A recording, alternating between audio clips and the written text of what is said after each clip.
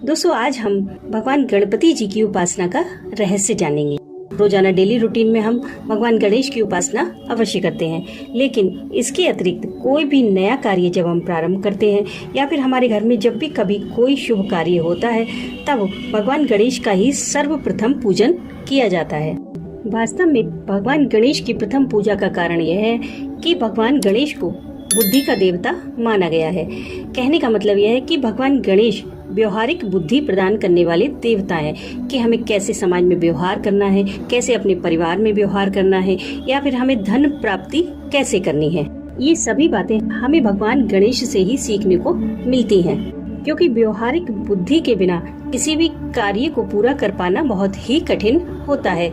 इसलिए हम कोई भी कार्य प्रारंभ करने से पहले भगवान गणेश की पूजा करते हैं। इसका उद्देश्य केवल यही है कि गणेश जी हमें सद्बुद्धि प्रदान करें, जिससे हम उस कार्य को भली भांति सही तरीके से संपन्न कर सकें। अब हमें सद्बुद्धि कैसे प्राप्त हो, इसका उत्तर भी भगवान गणेश जी के ही स्वरूप में छिपा हुआ है। गणेश जी का मुख हाथी के मुख जैसा है, इसीलिए गणेश जी को गजानन भी कहा जाता है, अर्थात गज जैसा जिसका आनन है वही गजानन है। गणेश जी का रंग लाल सिंदूर जैसा है। उनका वाहन मूषक यानी कि चूहा है। गणेश जी की 2 पत्नियां हैं, जिनके नाम है रिद्धि और सिद्धि। अब अगर हम गणेश जी को केवल प्रतीक मानकर ही व्याख्या करते हैं, तब भी हमें उनसे बहुत कुछ सीखने को मिलता है।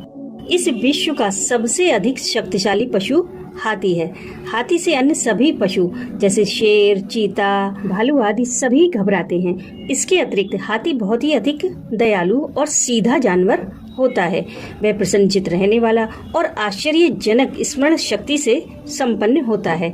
और सबसे बड़ी बात यह है कि इतने अधिक गुणों से संपन्न होने के बाद भी हाथी पूर्णतः शाकाहारी होता है और अपने पूरे जीवन में कभी भी किसी भी तामसिक पदार्थ को नहीं खाता।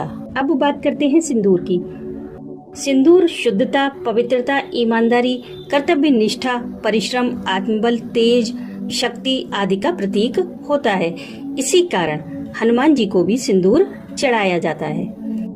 और चूहा यानी कि मूषक, यह चंचलता, अधीरता, अस्थिरता, भटकाव आदि का प्रतीक होता है। गणेश जी की 2 पत्नियां हैं, रिद्धि और सिद्धि।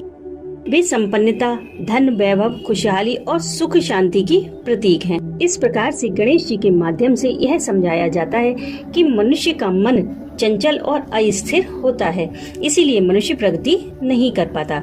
अतः मनुष्य तामसिक पदार्थों का सेवन बंद करके केवल शाकाहार करे और केवल ईमानदारी और परिश्रम के साथ अपना जीवन यापन करे, तो इससे मनुष्य की बुद्धि बहुत अच्छी हो जाती है और वह शीघ्र ही धन वैभव का स्वामी बन सकता है।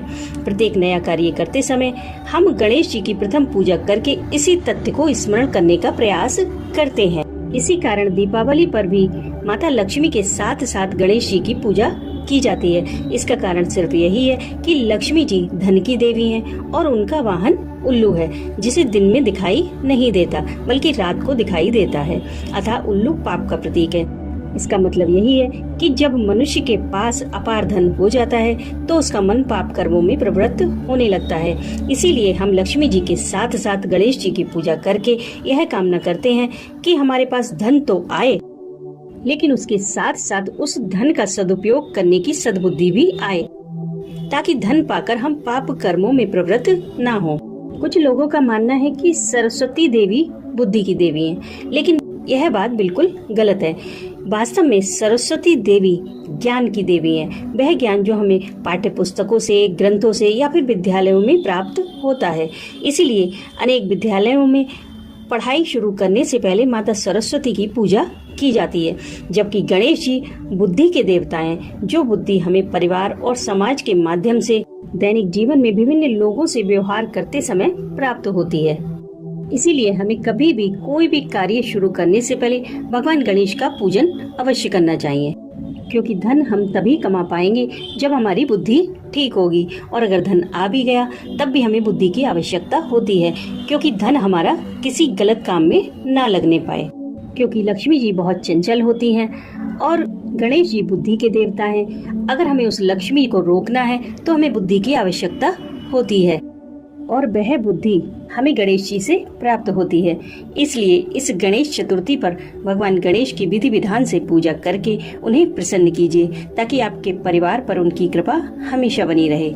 और जिस पर भगवान गणेश जी की कृपा होती है, उस घर में सुख समृद्धि की कोई कमी नहीं रहती। इसलिए इस गणेश चतुर्थी पर भगवान गणेश की विधि विधान से पूजा कीजिए, ताकि आपके घर में सुख समृद्धि हमेशा बनी रहे।